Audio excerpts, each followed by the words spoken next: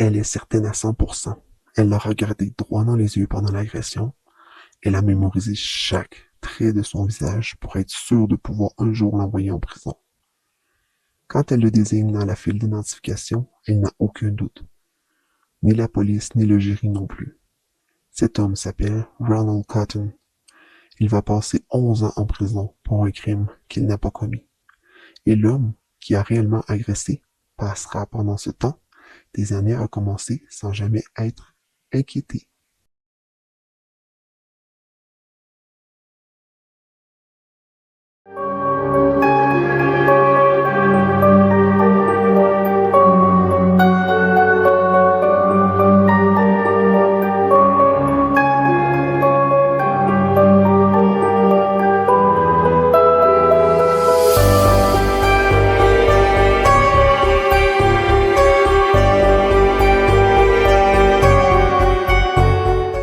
Une nuit à Burlington. Nous sommes en juillet 1984 à Burlington, en Caroline du Nord. Jennifer Thompson a 22 ans et elle est étudiante. Une nuit, un inconnu s'introduit chez elle et la viole sous la menace d'un couteau. Pendant l'agression, Jennifer prend une décision qui va bouleverser 2 vies. Plutôt que de se figer de terreur, elle choisit d'observer.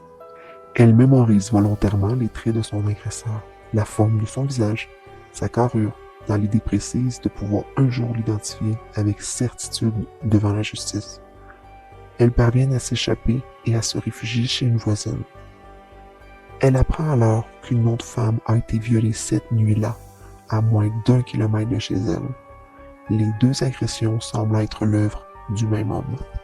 Le portrait robot. Dans les heures qui suivent l'agression, Jennifer collabore avec la police pour établir un portrait robot de son agresseur.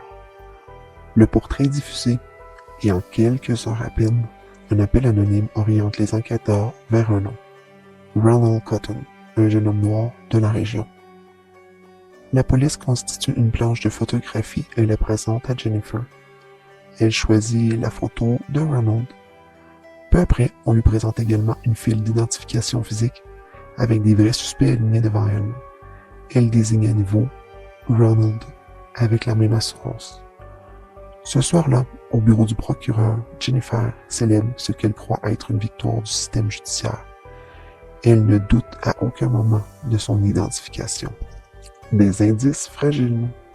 Pourtant, l'accusation contre Ronald ne repose que sur des bases fragiles. Aucune trace physique décisive ne le relie directement à la scène de crime. L'accusation s'appuie surtout sur une lampe de poche retrouvée chez lui, jugée similaire à celle utilisée par l'agresseur, ainsi que sur un morceau de caoutchouc provenant d'une de ses chaussures, comparé à un fragment de mousse retrouvé près de l'appartement de la victime.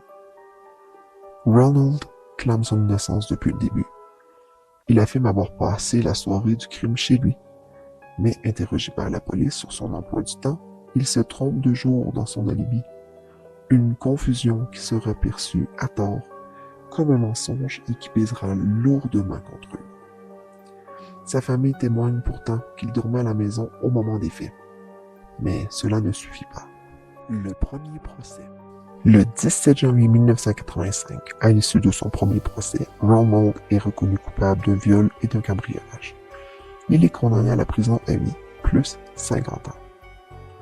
2 ans plus tard, en janvier 1987, la Cour suprême de Caroline du Nord annule cette condamnation et ordonne un nouveau procès. La raison? Lors du premier procès, la défense n'avait pas eu le droit de présenter un élément pourtant capital, à savoir que la seconde victime, celle agressée la même nuit, à quelques rues de là, avait identifié un autre homme comme étant son agresseur. Le deuxième procès. En novembre 1987, Ronald est rejugé, cette fois pour les 2 viols de la même nuit. Mais entre-temps, la situation a évolué de façon troublante. La seconde victime, qui n'avait initialement pas reconnu Ronald, l'identifie cette fois comme son agresseur elle aussi. Un moment clé du procès se déroule hors de la présence du jury. L'homme que la seconde victime avait initialement désigné, un détenu du nom de Bobby Poole, est amené dans la salle d'audience. Jennifer et l'autre victime affirment toutes deux ne l'avoir jamais vu auparavant. La défense de Ronald n'obtient pas l'autorisation de présenter Bobby comme suspect alternatif devant le jury. Au terme de ce second procès, Ronald est de nouveau reconnu coupable des 2 viols et de 2 chefs de cambriolage. Il est condamné à la prison à vie, plus 50 ans. L'ombre de Bobby Poole. Pendant les années qui suivent, en prison, Ronald entend parler à plusieurs reprises de Bobby Poole, cet autre détenu qui, selon plusieurs témoignages internes, se serait vanté d'être le véritable auteur des 2 viols de Burlington. Officiellement, pourtant, rien ne bouge. Bobby n'a jamais été formellement mis en cause pour ces crimes, et les 2 victimes ont juré sous serment ne jamais l'avoir vu. Ronald continue de clamer son innocence, sans succès année après année. C'est finalement l'apparition d'une nouvelle technologie encore un peu utilisée par la justice à l'époque, qui va rouvrir le dossier, le test ADN, la preuve qui ne ment pas. Au printemps 1995, à la demande de la défense de Ronald, le service de police de Burlington accepte de transmettre l'ensemble des preuves physiques du dossier, y compris les prélèvements réalisés sur les 2 victimes au moment des faits pour un test ADN. Le résultat est sans appel. L'ADN retrouvé sur les scènes de crime ne correspond pas à celui de Ronald. Le profil génétique inconnu est alors comparé à la base de données du bureau d'enquête de Caroline du Nord. La correspondance tombe. Il s'agit de Bobby Poole, cet homme que les 2 victimes avaient pourtant juré ne jamais avoir vu. À peu plus de 10 ans passés en prison, Ronald est officiellement exonéré en 1995. L'État de la Caroline du Nord lui versera par la suite 110 000 $ en réparation de préjudices subis. C'est si peu pour avoir perdu autant de temps de sa vie. La rencontre.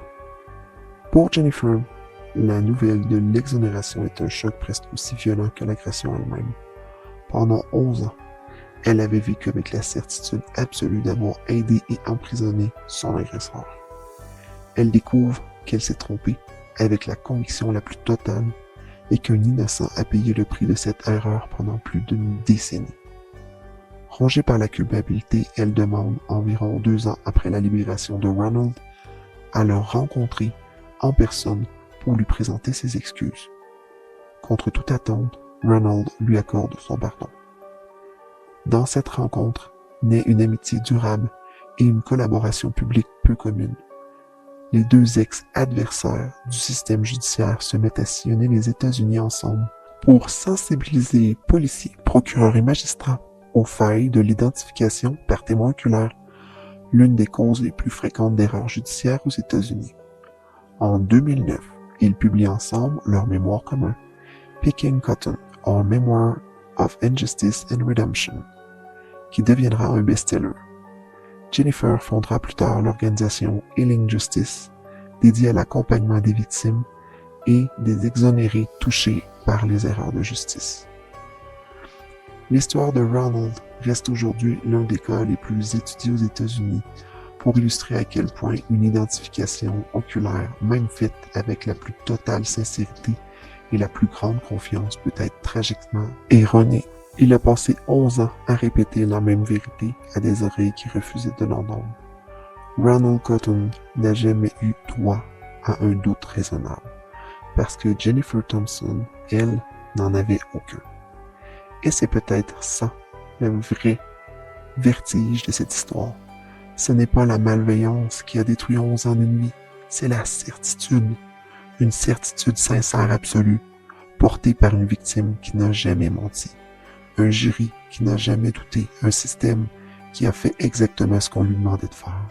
Ce que cette affaire a changé dépasse largement le sort d'un seul homme. Elle a forcé les tribunaux américains à regarder en face la fragilité de l'identification oculaire. Cette preuve qu'on croit, à tort, infaillible, dès qu'elle vient d'une victime bouleversée, mais déterminée. Elle a laissé contre toute attente une amitié, celle d'un homme qui a pardonné et d'une femme qui a choisi de transformer sa culpabilité en combat pour tous ceux qui vivaient un jour la même erreur. Ronald et Jennifer n'ont jamais voulu être des symboles, mais leur histoire reste aujourd'hui l'une des plus citées pour rappeler une vérité simple et dérangeante. Être sûr de soi n'a jamais été une garantie d'avoir raison. Alors voilà, c'était mon histoire de Ronald Cotton. Je voulais vous la présenter parce qu'elle m'avait vraiment touché. Honnêtement, c'est pas tout le monde qui aurait accepté de pardonner à Jennifer après avoir perdu 10 ans de sa vie en prison. Je peux comprendre aussi qu'il lui a pardonné. Donc, sur ce, j'espère que vous l'avez aimé.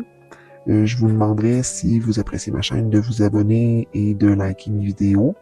Si vous avez envie aussi de me laisser un commentaire, ça l'aide beaucoup la chaîne. Vous pourriez justement me dire, est-ce que vous auriez pardonné à Jennifer? Donc, merci d'apprécier mon travail. Sur ce, je vous dis, entre ombre et lumière, la vérité ne dort jamais. Bye bye.